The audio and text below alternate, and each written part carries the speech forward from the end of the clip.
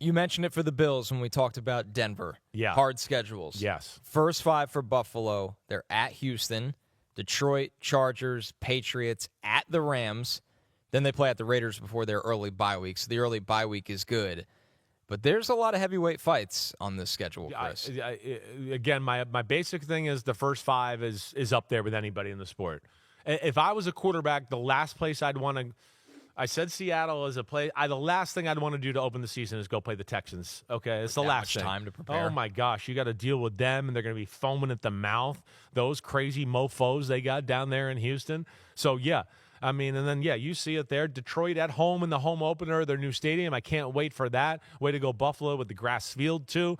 The Chargers, the Patriots, the Rams. Here's another thing that jumps out to me because you were talking about this, too.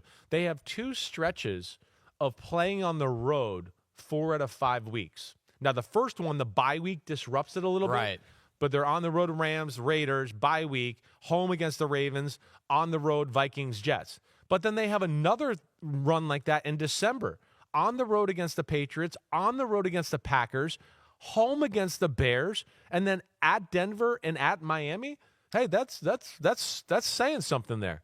So even though not all those teams might be crazy talented, the way it lays out in the schedule and traveling, yeah, it's going to be tough. It is going to be really tough. And you know my thoughts of Buffalo. I think they're going to be damn good, but I don't know how good. I'm not sure I put them in the Super Bowl window good. They're, to me, just playoff good until I feel like I'm proven otherwise with what I see on the field. Yeah, their schedule across the board is difficult. The only kind of lighter games they get is that they play in the division with the Dolphins and the Jets. Yes. Outside, I mean, yeah, they have the Raiders, and we think the Raiders will be better this year. We also don't know when Mendoza is going to be playing, which is a huge variable to me when I look at the Raiders. You mean the Mandalorian? Or what's the Fernandalorian? Fernandalorian? Oh, my goodness. Well, I feel like at some point, we need to show that. We didn't even get into this yet. We got to, I mean, some of the schedule releases, it's so amazing they become a thing. The Tennessee Titans one was my favorite. But it is amazing. But I did like Kirk Chainz and, the Mandalorian there and doing the stepbrother stuff and all of that. But you're right. And this Buffalo schedule going to be tough. And, even when you look at teams like Jets, it's a desperation year. It's a big year. They've made a lot of moves, a lot of roster changes there. So, there's pressure on that Jets team, certainly to kind of show drastic improvement if they all want to keep their jobs there. Yo, homies, thanks for watching. We appreciate it. Now, keep following us through the offseason. We're going to take you all the way to the draft. You know that. We're going to be in the barn. Tune in for that.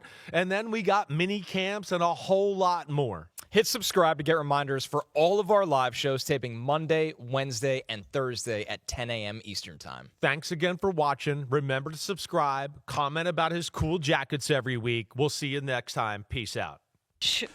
This has been my answer to this question for a long time now, and it's no singular element. It's the culmination of everything we've been working on coming together once we finally have fans in that building. So whether it's Return of Blue and Red, preseason, and really ultimately leading up to that home opener, like just seeing it all come together and seeing 60,000 plus people in that building is the one thing that we are all going to experience together, right? Like we will not see that before everybody else. Everybody's going to see that at the same time. So we are really, as a team, we're really excited to see that opening game. And I'm wondering how, because the full schedule comes out today, but we already know the home opening date. It's Thursday Night Football. It's September 17th. The Detroit Lions are coming in. Like, it's exciting for us and for fans to learn that, but it's this building's debut nationwide. I'm wondering how that grabs people that are boots on the ground like you, knowing there's a date now. And, this is when the country is going to see it. How does that grab people in your roles and all the people out here doing it? Now that there's a date. It makes it real. I mean, we were always targeting that we could be opening weekend game one, right? Yeah. So we're preparing for that. So we have a few extra days. I think we're really happy it's an island game, and we get to showcase this building on a national stage. Yeah, I mean, everybody's going to be watching, right? So I think we're really excited about that. It's going to be a great night. I want to see your, I'm sure people are thinking like first game or return the blue and red. I want to see Josh Allen's face when he runs out of that tunnel. I want to see your face when you look around and you see the stadium full of people knowing how much hard work you've put into this thing over the last several years. Like, I want to see that on like the 5 people who've been in there all the time. I want to watch that with you guys. That would be amazing. I mean, I got a shot of adrenaline going down my spine as you just mentioned that, right? Like, there's going to be a lot of emotion that day, no doubt about it. Probably a couple tears, but really exciting day. Talk about, John, because every debut needs a dress rehearsal, and you'll have opportunities to do that in terms of, as Maddie mentioned, the return of the blue and red scrimmage, followed by a couple of home preseason games. Yep. So what goes on a checklist for a new stadium opening?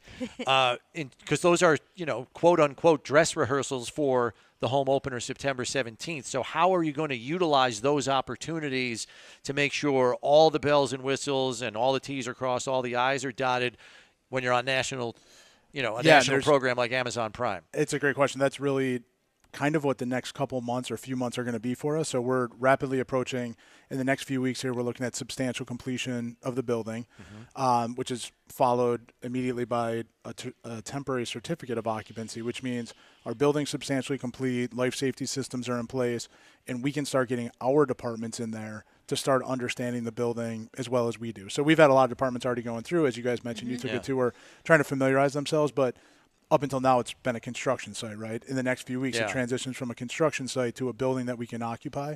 So we'll have a lot of our departments in there to start getting ready. Okay. We will still have work going on through the summer, right? You guys have seen in the old building, the summer is always the busiest time for us, right? So we're trying to finish up some details. We're trying to put signage up. We're trying to get our departments acclimated. We're trying to move furniture in. So it is going to be a really, really busy summer. Yeah.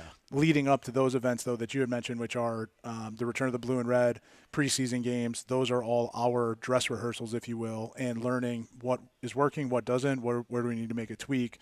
The football guys just yesterday were talking through, like, it's a different environment for them as well. So they're excited to get in there for those, the return of the blue and red and preseason games, and just understand their flow. How do they get to and from the field? Where their locker is going to be? What if the Buffalo Bills are not just opening a new stadium?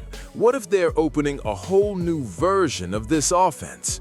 Bills Mafia, picture this for 1 second. Thursday night football, new Highmark Stadium.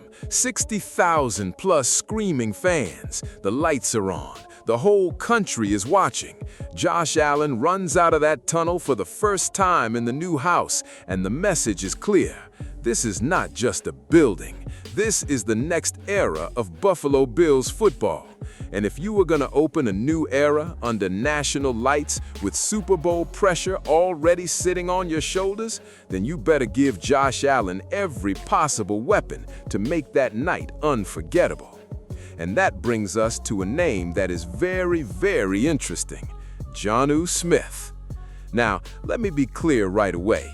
Jonnu Smith is not a Buffalo Bill right now. This is not confirmed. This is not official. Nobody should act like Brandon Beane already made the call. But Jonnu is available. And when a veteran tight end with real athletic juice, yards after catch ability, red zone experience, and multiple scheme value is sitting out there, you at least have to ask the question, could he help this offense become more dangerous in the new stadium era? Because listen, the Bills already have tight ends. Dalton Kincaid is a major piece. Dawson Knox is trusted. Jackson Hawes, Kaleki Latu, and Shane Zystra are part of the room. So this is not about saying Buffalo has nothing. That would be lazy. This is about asking if Jonnu Smith gives Joe Brady a different type of chess piece. A player who can line up tight, move around, catch screens, work underneath, break tackles, run after the catch, and force defenses to think twice before matching Buffalo with light boxes or predictable coverage. And that matters, because this new stadium opener is not some random game. Detroit is coming in. The NFL made this a national spotlight event. Everybody is going to be watching.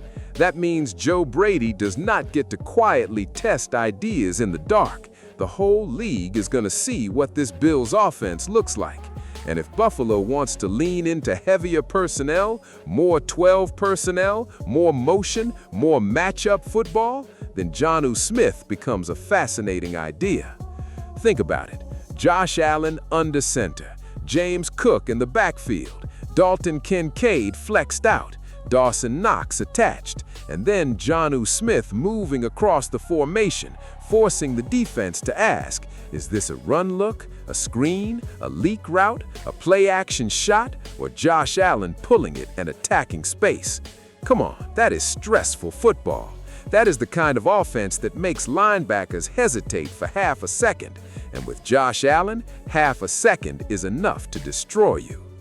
Now, we also have to be honest. Jonnu did not have a monster 2025 season in Pittsburgh. The production was limited. That is real. You do not ignore that. But 1 year before that, in Miami, he showed he can still be a major passing game weapon when used the right way.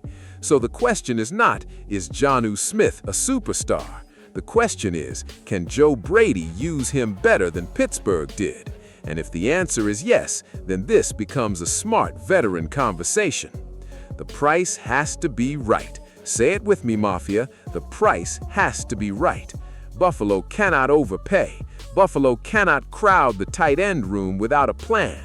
Buffalo cannot bring in a veteran just because the name is recognizable. But if Jonnu wants a contender, if the deal is reasonable, if the role is clear, and if Joe Brady sees a package for him, then Brandon Beane should absolutely explore it. Because this season is about more than just surviving. It is about making a statement. New stadium, national lights, Josh Allen entering the field with the whole football world watching. That moment deserves an offense with layers, speed, power, misdirection, and answers. Jonnu Smith would not need to be the star. He would need to be the matchup problem, the extra stress, the hidden weapon, the guy who turns a simple throw into a 20-yard gain because a linebacker takes the wrong angle. My final take is simple. Jonnu Smith to the Bills is not a must-do move, but it is absolutely a move worth discussing. If the money is smart and the role is real, he could give Buffalo another flexible weapon for Joe Brady's offense, especially in a season where the Bills are opening a new stadium and chasing something much bigger than regular season applause. Bills Mafia, now I need your honest opinion. Would you bring Jonnu Smith to Buffalo as another tight end weapon for Josh Allen, or do you trust the current room with Kincaid, Knox, Hawes, Latu, and Zeifstra?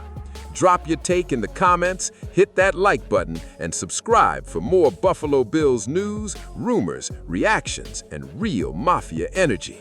Circle the wagons, because the new stadium is almost here. The spotlight is massive, and Buffalo needs every possible edge to make this new era explode.